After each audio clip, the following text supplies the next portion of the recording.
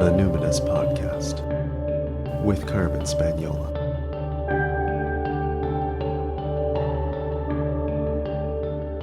Hi there, and welcome to the Numinous Podcast, where we have interesting conversations with everyday folks about the mystery of life.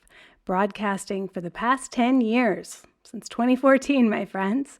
I'm your host, Carmen Spagnola, joining you from the lands of the Lekwungen-speaking peoples, the Songhees and the Esquimalt First Nations, recently known as Victoria, BC, Canada. And welcome to my Witches New Year retreat.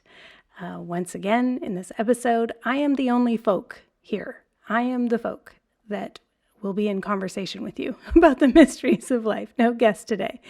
But I had this idea that I would create a podcast series that you could listen to as a kind of personal spiritual retreat to honor the season of the witch and the annual Wheel of the Year festival known as Samhain. And today I'm sharing a class on Trancework. So Trancework is an umbrella term that encompasses any state of relaxed, focused concentration. And you're already familiar with several forms. You've heard of hypnosis. You've heard of guided meditation and creative visualization. You may have heard of terms like shamanic journeying, or sometimes that's called just journey work. These are all different modalities that come under the category of trance. So this episode features a short clip taken from an enrichment class that I teach on intuition development. And this is one of the very first introductory classes. And it's such an important piece because remember, the three foundations of magical practice are trance, ritual, and divination. And I would say in that order. I personally think trance is the most important of all three and makes the other two much more effective.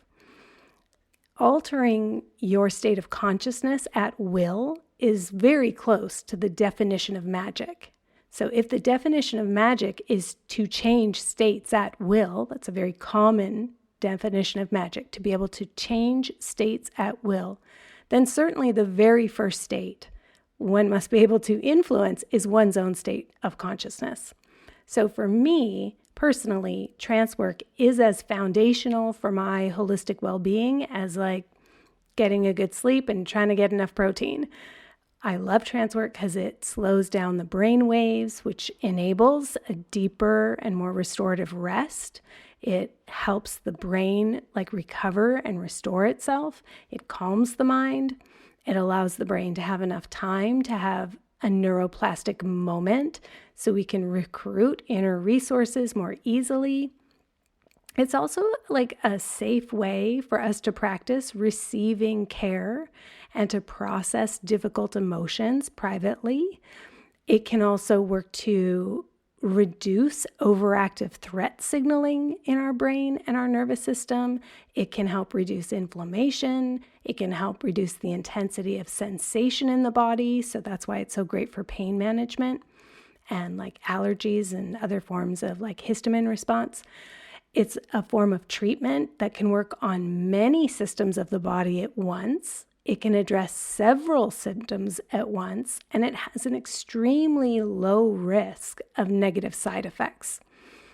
So trance work, it not only has numerous physical, emotional, psychological, spiritual benefits, but I would also call it a collapse skill. What I'm going to share in this episode, even just this psychoeducation piece alone, will make you more resistant to undue influence, which when we're in collapse, when we're in stressful situations, and we have multiple domains of overwhelm, we are much more likely to be influenced because our brains are overwhelmed.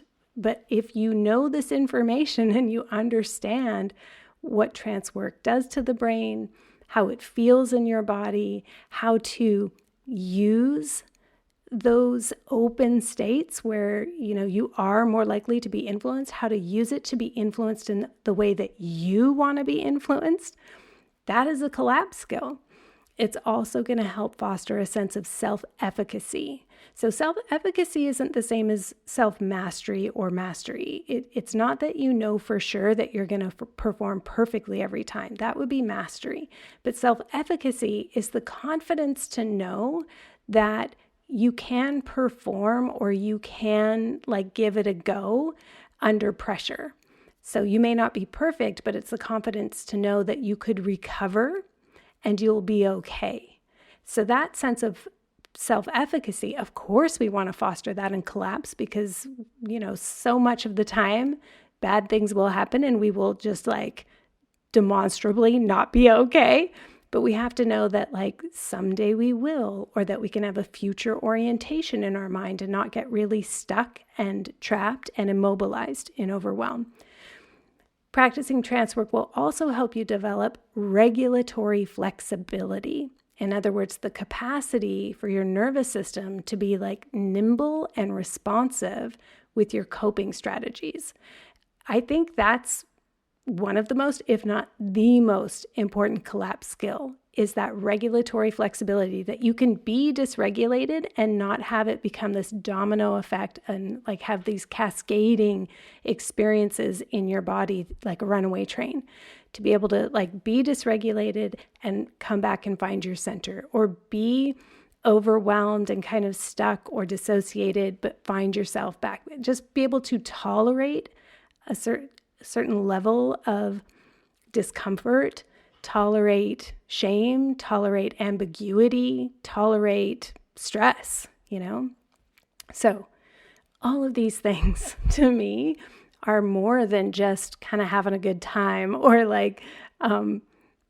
traveling in the other world. That stuff is really fun too. And I definitely think we should do these things, but I always keep the kind of top of mind that I'm not only doing this for my own spiritual fulfillment and my own relaxation and my own sense of connection to something greater than myself, but it actually is me becoming more kind of future-proof, right? More collapse resistant. And I chose to schedule this lecture at this point in our Witches New Year retreat in order to lay the groundwork for the next episode. The next episode is going to be all about the mysteries of Eleusis, one of the most important spiritual rites of passage in the ancient Greek world. So in that episode, I'm going to guide you through one of the most elaborate guided trance journeys that I do. What I mean by that is, as a trauma-informed hypnotherapist, I tend to focus a lot on choice in my trance journeys, and I rarely am really specific about telling you what to imagine or envision or think about. I tend to keep things intentionally sort of vague and open-ended and very, very open to interpretation. I do focus a lot on containment and landing safeness, so people aren't just drifting off into the void. I definitely keep things tethered.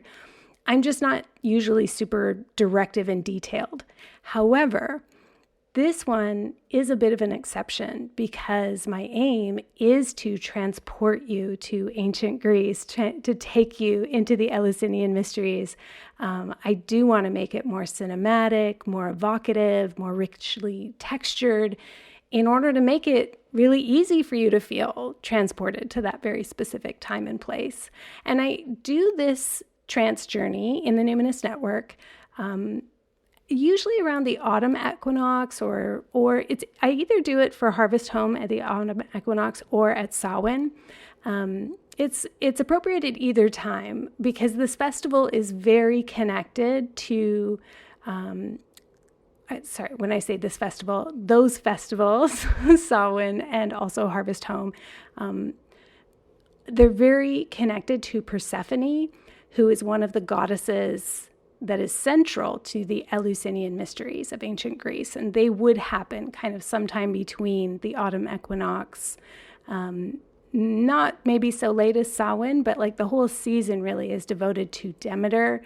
And because it's devoted to Demeter, Persephone's mother, and who is considered in the care of Hekate, we have the triple goddess of Persephone, Demeter, and Hekate, they're all so important at this time. And so since the Eleusinian Mysteries were centered on their myth, this is the perfect time to do it. But anyway, the story of all that is yet to come. But right now, let's just invoke the muse a little as we prepare ourselves in heart and mind for the journey to come. And so knowing that we are going to be doing this elaborate trance journey as pilgrims to worship Persephone, Demeter, and Hekate, let's ensure we come correct, and let's make sure we get an understanding of those fundamentals. What is trance? How does it work? What is its purpose? What is it good for? Is it safe? What should we look for in a guide? Like, what qualities would we want to see in a clinician or a group leader to signal that we can trust them in this process? So again, another collapse skill, right? All right, without further ado, let's dive in. One of the things that I've come to understand about working in trance is a more trauma-sensitive approach than what I ever experienced, even in my trance work trainings.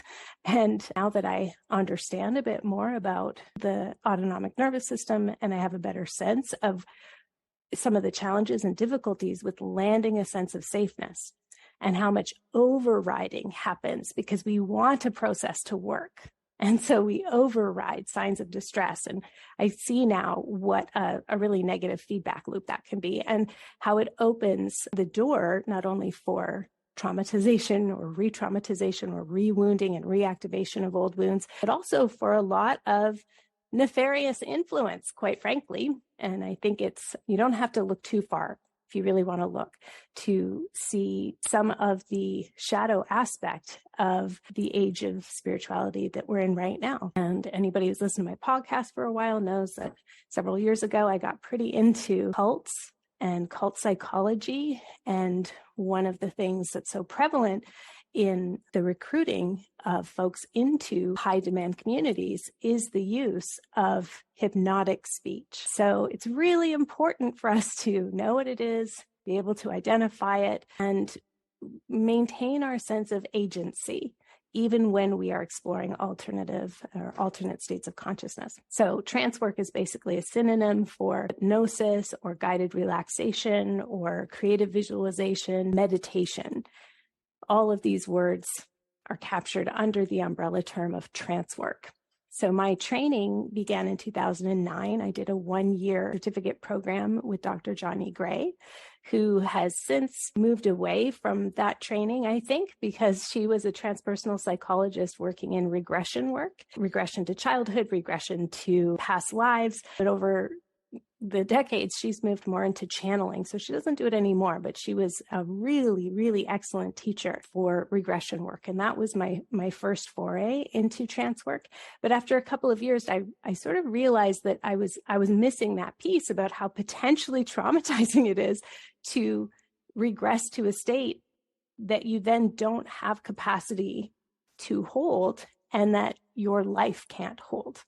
And so I wanted to learn a little bit more about trance work. So I did a 2-year program with Linda Campbell, and her practice has also changed. So I can't unfortunately recommend these trainings anymore because they don't exist. And in some cases we diverge more politically related to the intersectional feminism that I mentioned.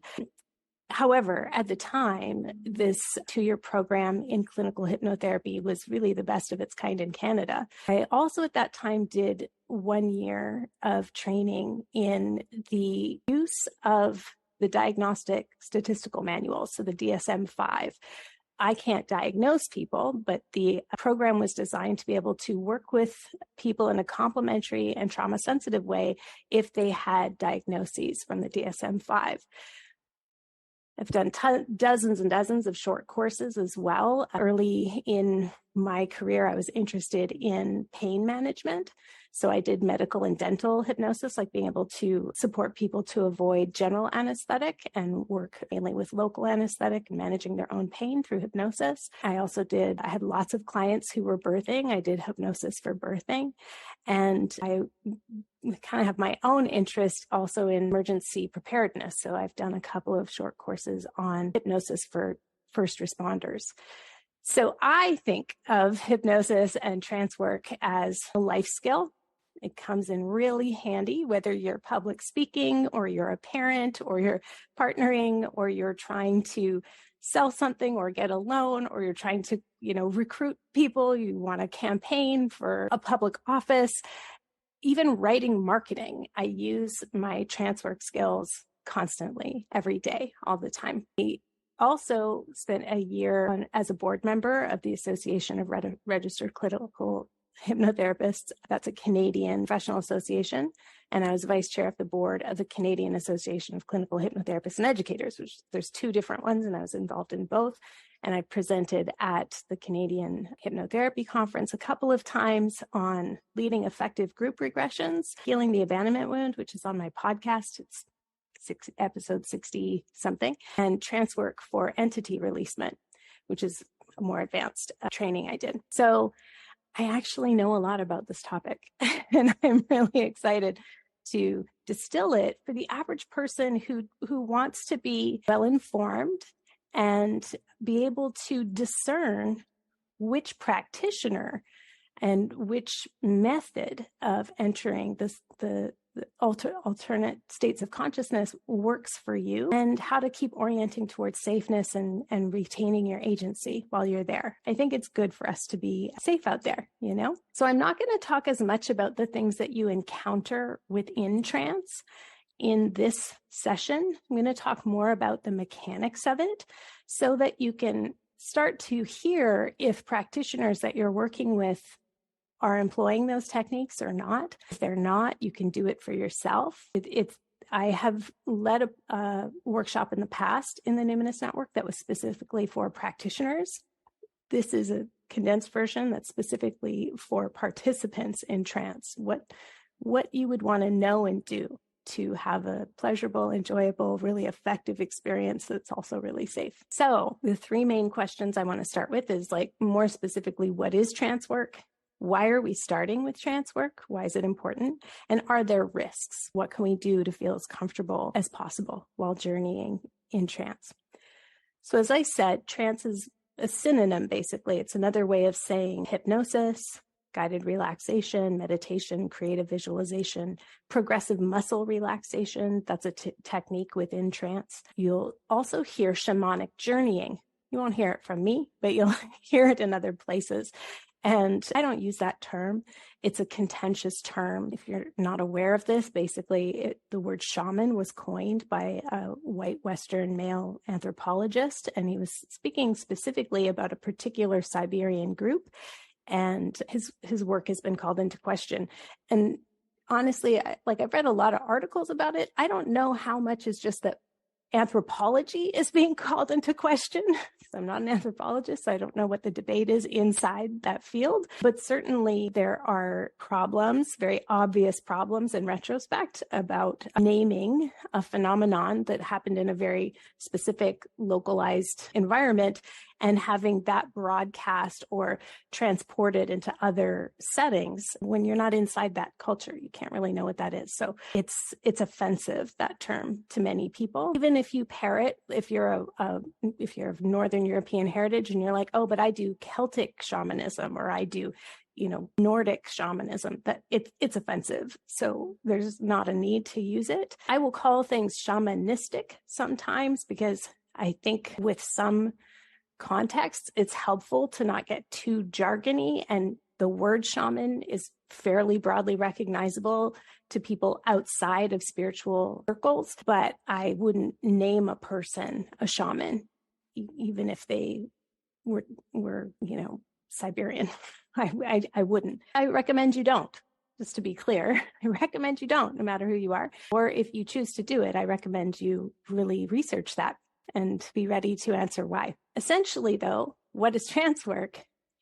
It's just a relaxed, focused state of concentration. So it's that balance of being relaxed and also concentrating on something. So we're working with the power of the mind, we're working with will and intention, but we're also working with suspense of disbelief, of dropping guards and barriers so that information can come to us from the subconscious and the collective unconscious. Trance work, you could also say, involves a certain degree of dissociation. I think that's fair, and I don't think that's a negative thing, and I don't say that disparagingly. It's selective attention with a degree of absorption. And I don't know about you, but sometimes when I'm in my daydreamy states, which, a clinical therapist might call dissociation, I'm very focused on some other world or some other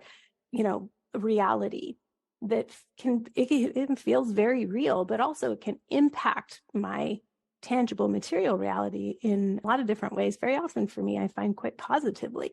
So again, I don't say dissociation disparagingly, and I'm going to use that term a few different times in this session. So why are we starting with trance work? Simply because it's the first step in magic and witchcraft. It's like the very first step. And so, can you do magic without having a level of skill in trance? Maybe. Is it effective? Maybe. I'm not really sure. But if we actually look at a definition of magic, it's the ability to change states at will. Magic, its most basic definition, is the ability to change states at will. And the kind of easiest, most basic state we can change is our state of consciousness. And once we've learned how to go in and out of different states of consciousness, we can enter more challenging states. We can enter states like mediumship or astral projection. From there, we can go on to more tangible manifestation, where we turn dreams into reality. So this is another reason why I chose to launch the Numinous School again today, which is as Saturn moves into Pisces. And this is about a 3-year transit. So I think this will be relevant even if a person is watching next year or the year after. Saturn is about reality, and Pisces is very much about dreams. And so for the next few years, we are working on making magical thoughts, intentions manifest. And that's a pretty high order of magic. And so we're being very well supported astrologically at this time to do that in the next few years, to provide some structure. Or as I think it was Thoreau who said, if you built your castles in the air, that's just fine. Now put the foundations under them. So today, this morning, is the first day of this 3-year transit of putting foundations under them. So I think it's great that we're talking about exploring the other world, the collective unconscious, these very Neptunian, Piscean areas, but with structure, very Saturnian. It's like a perfect day for this to land. So we learn how to shift in and out of states of consciousness to access the personal unconscious or subconscious. There's sort of distinctions between those we don't need to go into right now, or the collective consciousness at will through relaxed, focused states of concentration. So dreams becoming reality through relaxed, focused concentration. The other reason I think it's important to start here is, as I mentioned, trance work is a very basic and very common tool of self-discovery and healing and spiritual exploration. So you're going to see it everywhere. Sometimes it'll be really formal. We're going to sit down, we're going to do a guided meditation. Other times it's in hypnotic speech. And so that could be like a Dharma talk after you do meditation. That could be going to see a famous author on healing, and you get into that sort of collective trance of listening to a charismatic speaker. That could be going to a workshop where there's a teacher this is happening right now. This is like a certain kind of level of absorption where the rest of the world just kind of falls away. And so we also see this in other parts of our culture. It's so much that it's just the water in which we swim. We don't really think of being under cultural hypnosis or in trance, but we are with advertising, with entertainment, politics, the cultural discourse. They all use techniques of trance. Watch any political debate. They are using techniques of trance with repetition, with certain emphasis, the cadence of speech. Martin Luther King Jr., famous orator, because he used these trance work techniques, we could call them, of repetition, reinforcement, having a sing-song quality. So it's happening all the time. And we would call this, I guess, what I want you to understand is that trance is a social phenomenon. So it's not just happening between you and a practitioner. It's not just happening in spiritual settings. It happens all the time, everywhere. Right now, we're in the collective trance, the spell, you could say, of capitalist, imperialist, white supremacist patriarchy. And it comes to us through institutions, social structures like the nuclear family, etc. Given that we live in an overculture that is oppressive, this is a form of critical thinking, of spiritual hygiene, of self-protection. We only want to go into trance when we want to go into trance, in other words. And when we're in trance, we should be able to alter our state and exit that trance at will. So we should be able to reclaim our agency, retain it at all times. This is one of the ways we keep ourselves safe. And the third reason I'm not going to go into, but I just want to plant this now. The third reason we're talking about trance work first is a reason we'll get into more after we've spent about a year in this program. We're going to wind up pretty much here again. Like a spiral, we'll be at a higher level of understanding though. So at that time, we'll talk about trance and dreams and how they are a form of death work. So we develop competency with going in and out of different trance states as a way to practice for our own death. And if that sounds big or scary, I'm just going to encourage you to keep breathing, feel your seat, feel your feet, and know that even if that feels overwhelming right now, we've got a nice long time horizon and you're going to get real good at it, much better than most, to the point where maybe you'll even find yourself being called and consulted when other people are in their dying time. You may find that archetypes around death walking or doulaship come to you because people can tell when you are good with the mystery and when you've become adept at working with multiple states of consciousness and going in and out of those states, and you are well regulated in the presence of someone who is also going in and out of different states of consciousness. So again, kind of just bring it back to where we are now. This is a life skill. It's a life skill for your own spiritual and personal discovery, but it's also great in emergencies, and it'll be really great for all of us when we come to our end of lifetime. Okay, so I think it sounds really great so far, but you might be wondering, what are the risks? Or you might already feel that you are someone who is aware that there are higher risk factors for you. And I can't capture all of them, I'm sure, but I want to give you a sense here that yes, of course, anything that has the potential to help has the potential to harm. This is just life, but that's good words to live by. Anything that has the potential to help has the potential to harm. And so there are some general risks with trance work. I mentioned our social conditioning. We have a conditioning towards the obedience of authority. And I put Nazi Germany in there. It's the most extreme example, but we live in extreme times. It's happening right now.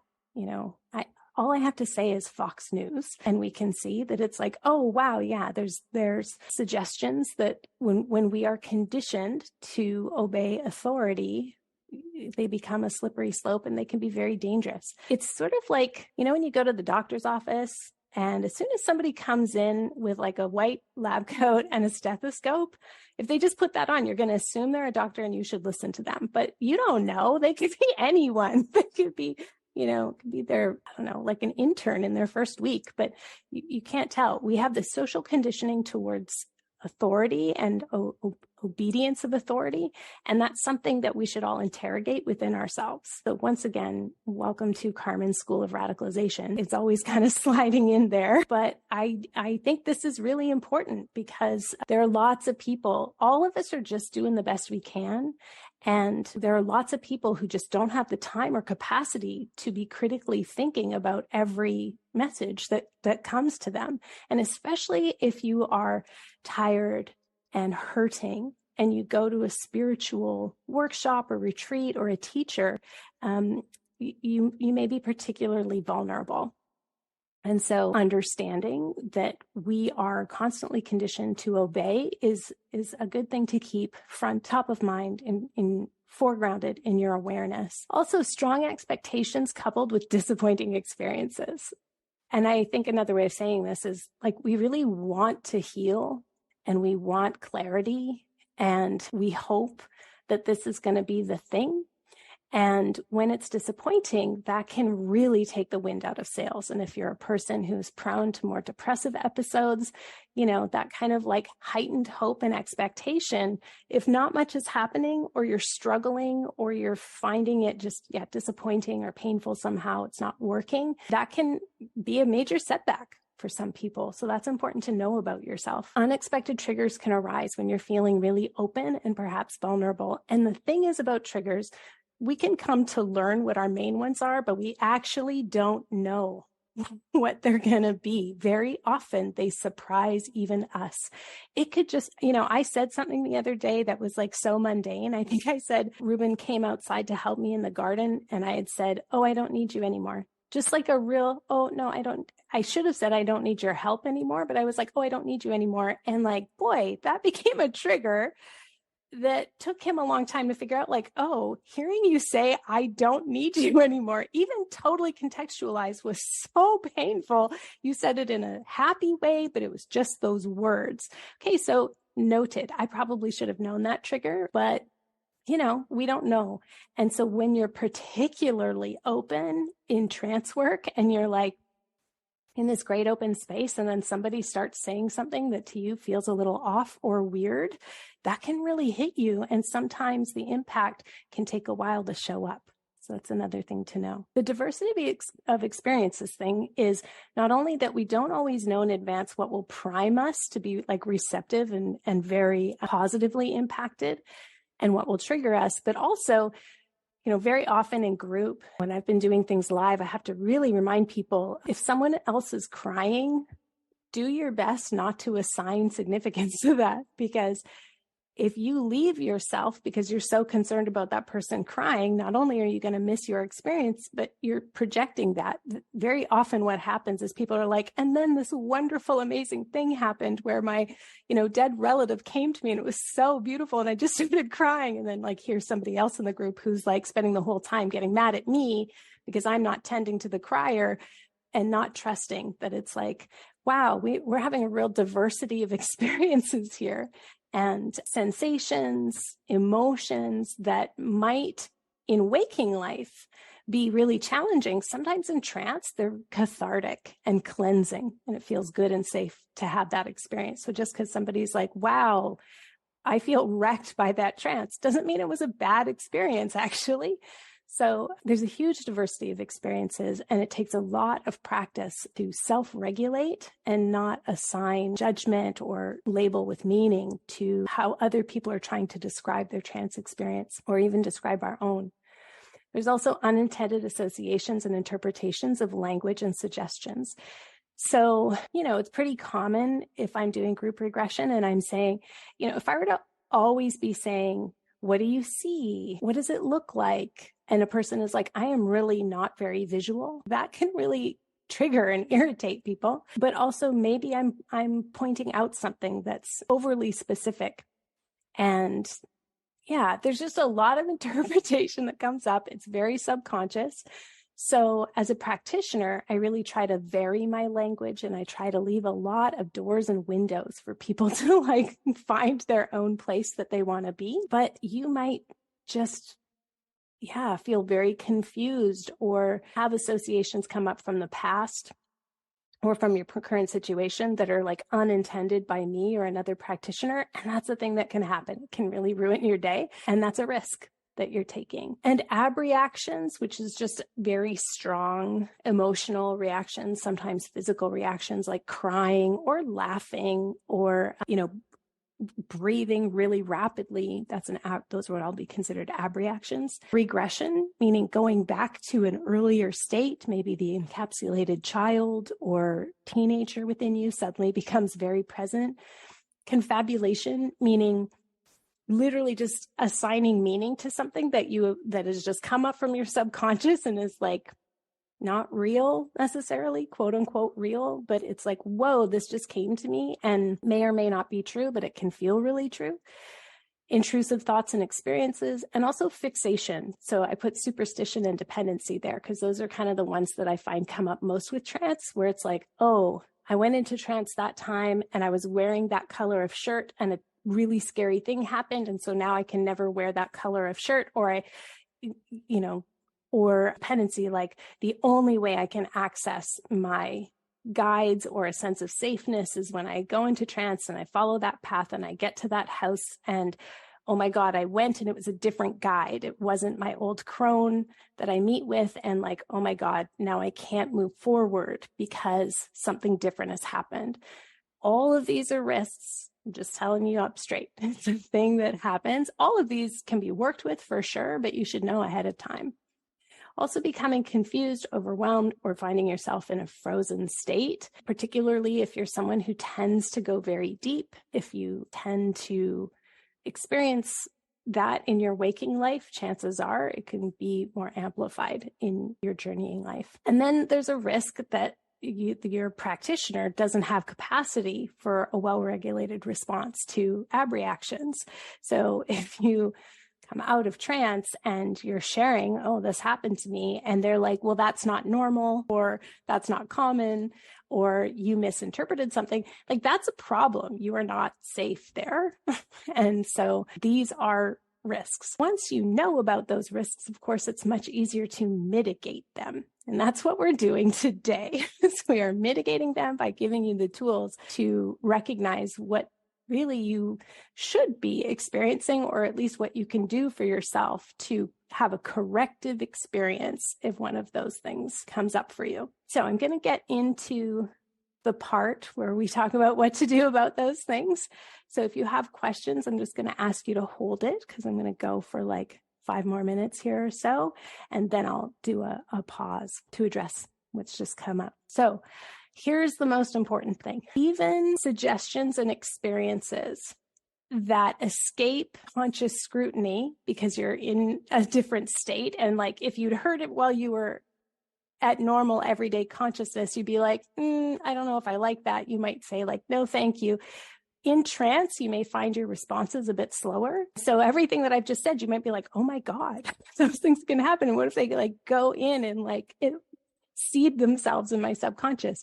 Just so you know, the subconscious mind is designed to protect you. So even suggestions and information that will escape conscious scrutiny because you're in a different state of consciousness, they will be caught in the net of our subconscious defense systems.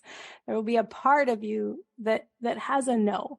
There's usually a part of you that holds the no, even though, again, in our waking life, we experience this social phenomenon of pushing through our no and being conditioned not to hear our no. That's kind of one of the benefits of trance work, is when you're relaxed and focused, your no is very often more accessible to you if you are making sure that it's an ally with you. But even if you're not, the subconscious mind is designed to protect you, and it's designed to not open a can of worms that you can't contain. So for me, with my training and my background in trance work, and my experience as a cis woman in the world who's now 47, I wouldn't be able to fully relax and freely accept suggestions, information, or instructions from a cis man. My subconscious mind is so rigidly guarded against receiving suggestions from men that it's pretty hard for me to enter into a state where I will just freely receive those suggestions. And the older they are, or the more self-assured they are, the more vigilant and more alert I am. My subconscious mind is not going to easily take to that. even if I want whatever this like healing journey is to work, I have to I got to do a lot of allyship with my own subconscious mind just to drop those defenses. So if you are worried about being unduly influenced, I say to you, my friend, you probably won't be, because you have an inner vigilance that you are aware of. But even if you're not aware of the inner vigilance, there is very often an aspect of the subconscious that still wants to claim its own power. If you are a person who has already suffered quite a lot of psychological abuse, if you've been in a high demand community, it can be very difficult to regain that sense of agency, because another tactic of the cult or high demand community is to wear you out, just make you exhausted by taking up all of your time, by taking up all of your energy, by cutting you off from other activities, hobbies, people. So something to watch for, friends, is if you are really tired, really overwhelmed or stressed, if you've been in a decades-long recovery process, your vigilance, even if it's there, will just be tired. It may kind of fall asleep. So you would want to be much more judicious and cautious about participating in those kinds of activities. But for most people who are just trying to get by in capitalism, if you have this information, it can help bolster your inner vigilance. So if you're afraid of going into trance because of what you might find or being influenced there's a fairly high likelihood that in most circumstances, you won't be unduly influenced. If you're concerned that you go too deep, too quickly, or too easily, again, maybe a clue of this is if you tend to dissociate a lot, know that you do not need to go deeply into trance for it to be effective.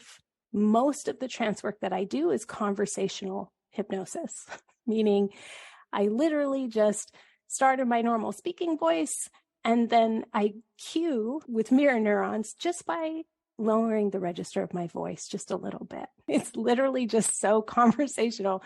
It's physical. It's like I lower the voice, I move a little in, I start speaking a little more slowly.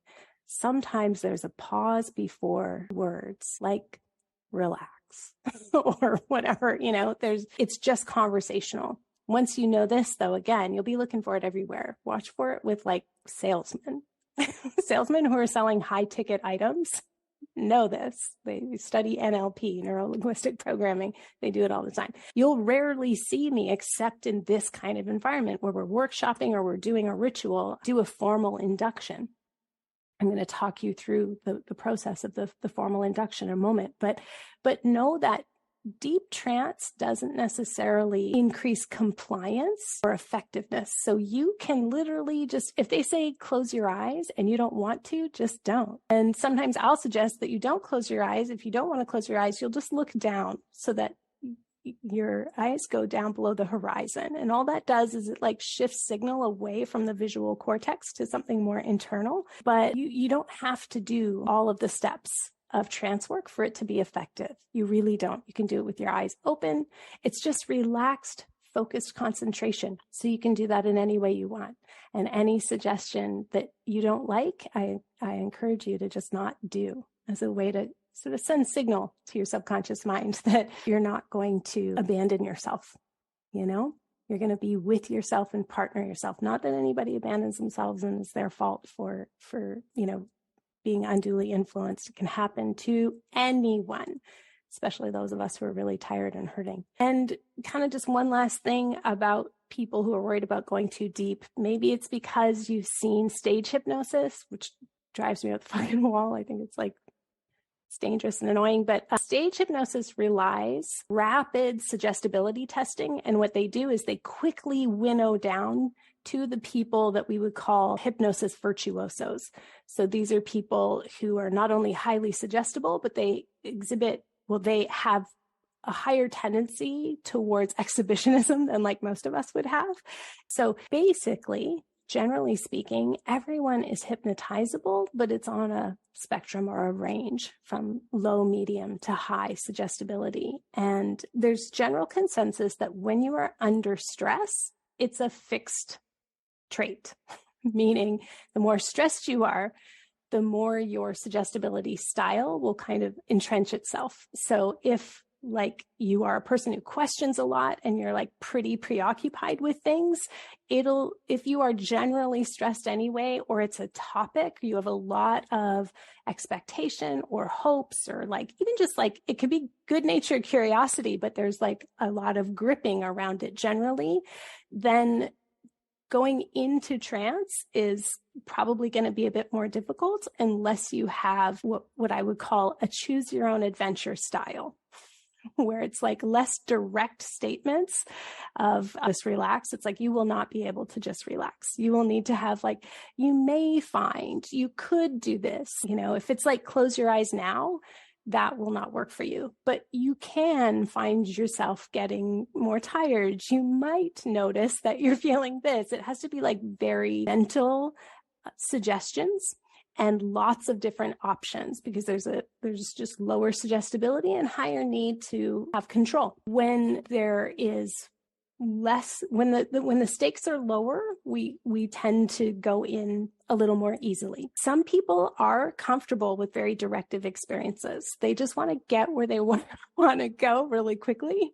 So they do want like close your eyes, count from 20 down to 1, walk down the stairway, now relax, go even deeper now. Other people need that inferential approach. Some people are more visual. You notice a gentle stream in a happy valley and you walk towards the path that takes you deeper towards your guide. They really like that. Whereas other people are more sensual. You find yourself in a place in nature where it feels welcoming. The plants and animals seem happy to see you. You feel contentedness or joy, a sense that you belong. That is easier for some people. Some people like a lot of verbal patter, just like constant talking and really nice, and it kind of just becomes its own trance and just gets easier and easier to go deeper and deeper as things get softer and softer. Whereas other people go deeper with silence. The silence comes and they just find themselves like, whoa, I am just floating on that stream of consciousness now. Some people have physical cues that take them deeper, like they feel heavy or tingly or lighter, like they're floating. Or for me, I get a wave of nausea and it's like, this is a good thing. And I feel like I'm going deeper. Some people prefer auditory cues like binaural beats or music that has a certain point where it shifts and they go, okay, now I'm going deeper. Or it could be drumming. It could be rattling. It could be singing, So there's a broad spectrum. It's easier when things are not so heightened. It's easier to go deeper when there's less stress. It's just like common sense. And when you can sort of suspend a need to know the outcome and know that all of these different ways of entering trance are, well and good. And people have used these techniques since time immemorial to have greater understanding, to provide continuity, to mature as people, but also as a community. This is where we've sought purpose and meaning and guidance, is in dreams and trance work in the unconscious. So if we can sort of respectfully let that guide us and release the need to know and control, it can tend to be easier. But if that's hard, then you just go slower and you just orient to the things that work for you. You don't push through. People with like phobias and PTSD or sleep disturbances, eating disorders, dissociative disorders, all of those things shouldn't then therefore think, oh, I shouldn't do trance. In fact, they often exhibit higher than average suggestibility, and trance work can be very effective for them. So that's really good. I would actually say, yeah, certainly don't avoid trance work if you are more dissociative. It just means that you don't need to go so full on. You can just keep it very light. You don't need to go so deep. You could just keep it a little bit lighter. And with practice, you'll know what that means for you. So they usually benefit greatly if the trance work is occurring in a context of safeness and high trust. So things you might notice in trance that tell you, oh, it's happening. It's the same kind of things we might notice in group somatics, right? eyes watering, mouth watering, sighing, yawning, muscle relaxation, tummy rumbling. But also with trance work, you might notice muscle twitching, tremors, movements. I've had some clients who actually start to exhibit very elaborate movement with their arms or tremoring throughout their body in trance work that they've never done before. They go in and there's a big shake and kind of settles. You might have little earthquakes and maybe some aftershocks. That's pretty common. Eyelids fluttering, face twitching is very common. A change in your breath rate, usually more slowly, jaw relaxation. And so it's not just involuntary movements, but also you can have involuntary sensory shifts where suddenly the temperature seems very different, or the quality of light. Maybe nothing changes in the room, but you just feel like suddenly it's gone from night to day, even though your eyelids are closed. Sound can seem different. Sound can go far away, or might start to sound like it's from a certain place in your head, or even just how much you weigh. So that heaviness or lightness in the body, these can all be kind of arresting experiences if you're not ready for them. They tend to all be really good signs. So I wouldn't worry about it unless you're feeling like it's not working for you and you don't enjoy it. It's outside of your realm. If you're starting to get worried about it, open your eyes. It's literally that easy. Open your eyes. If you're a person very high suggestibility and you can go into almost like a catatonic state, we would call you that hypnosis virtuoso. Just have a way to count yourself out, which for me is just 1, 2, 3 back. And you would just practice with your cue word. It's like having a safe word for yourself to bring yourself out of trance. So I'm going to share the structure of a journey so we can go into the journey work. And we're not training you to be practitioners here. So I'm just going to give you this structure so you know this is kind of what we're looking for, what you're looking for when you're deciding, when you're discerning if somebody guiding you into trance is somebody that you really trust and want to work with. So these are not necessarily distinct steps. Sometimes they will all kind of mush together, and sometimes they'll go in different orders, but you generally want to hear these cues. These are like marks you want to hit. If you're like, okay, this is a structure that I know I'm being contained well right now. So the first thing is centering and desensitizing from the outside world. So there's certain challenges to attention, right? Your own anxiety, your own pain, maybe there's neurodivergence that you're dealing with where it's like your brain just kind of doesn't work very well if you have to sit still and listen. So maybe you have to center in a way that's different. Maybe you have to move around, that kind of thing. And there can be environmental and personal triggers, like you could hear somebody outside, or like for me, hearing cars and landscaping, the leaf blower is the bane of my existence. I will not be able to go into trance if there's something like that down the street. Just sends me into a rage. It's probably my misophonia, but those things all happen. So being able to engage the parasympathetic branch of your nervous system, so that restoration branch with some deep exhales, maybe even massaging the belly, slower breathing, those can all help. You want to find your own center so you can stay connected to yourself, even though there's stuff happening out there. So you'll often want to hear a cue, even though there might be interruptions, they're just going to be off in the distance and far away unless they need your attention, unless it's an emergency, in which case you can come back very quickly. The next thing is dosing the field with safeness, especially if you're in a group setting. So the stabilizing influence when you are in trance work in a field of trance can't just be the practitioner.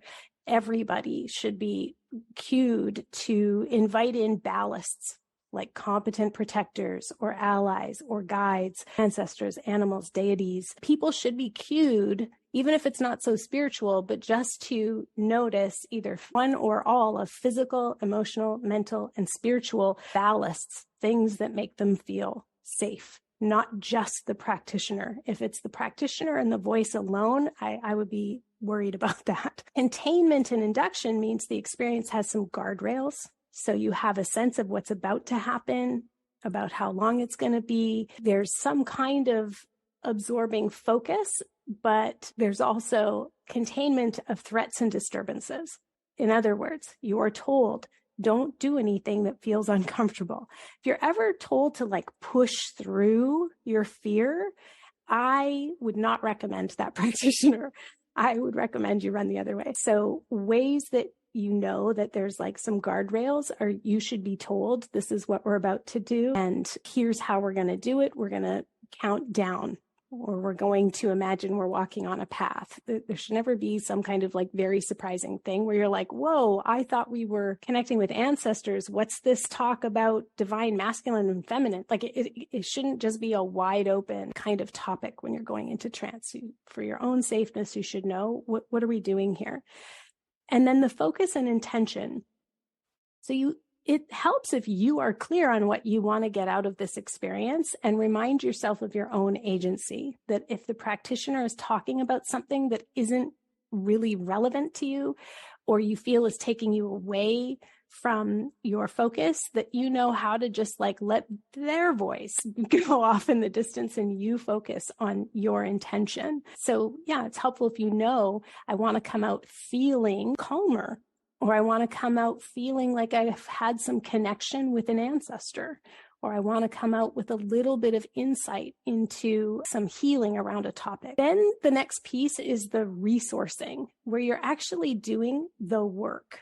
And so maybe the work is looking for a root cause or a source of a problem, or it's looking for a solution to something like a resource.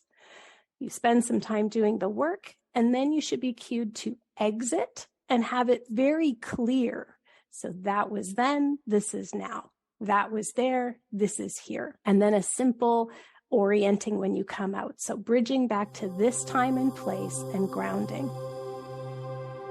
Well, there you go. Now you have some understanding as to what's gone into my gut-directed hypnotherapy course, my intuition development and ancestral healing courses, and just generally most of my work at the most basic level of hypnosis anyway. Now you have a really good sense of the gestalt, the constellation, the backdrop.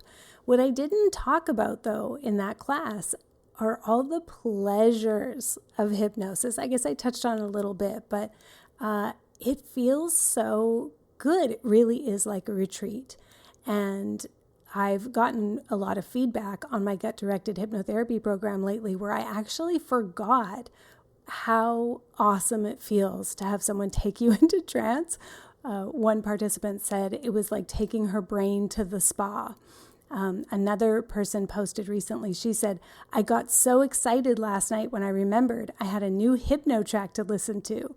I am loving this program so much, even just for the relaxation of the sessions themselves. And, to be honest, that's like one of the reasons why I became a hypnotherapist almost 15 years ago now. Because back then, as a client, I was just a lot more tightly wound than I am now. And it was the only time I truly felt like I could let go and just get to a very deep level of relaxation. And even back then, I just kind of knew, like, okay, this is going to be a useful skill, even if I don't make a career out of it. So hopefully this episode gave you some insight into what trance work is all about. And more importantly, I hope it's given you some inspiration and confidence to really give it a try. And if you like this episode and you want to leave me some feedback, or if you have a question for me, you can go to the show notes in your podcast player or find them at numinouspodcast.com. And there you'll find a link to either leave a voice note or a written note for me. You can also go to a new browser page and just type in castfeedback.com/numinouspodcast, and hopefully you'll find it that way. My listener shout out today. I want to thank this longtime listener, Teeny Tahini, such a cute name, who left this nice review in Apple Podcasts. A long-time and timeless favorite is the title. I love this podcast! ! The depth of the questions and discussion, the range of topics, the constant surprises keeping me coming back for more. I feel like a fly on the wall witnessing great conversation by a warm, cozy hearth in a witch's home. Heck yes. Heck yes. Thank you so much, Teeny Tahini. You summed up what we're aiming for here. I really appreciate you.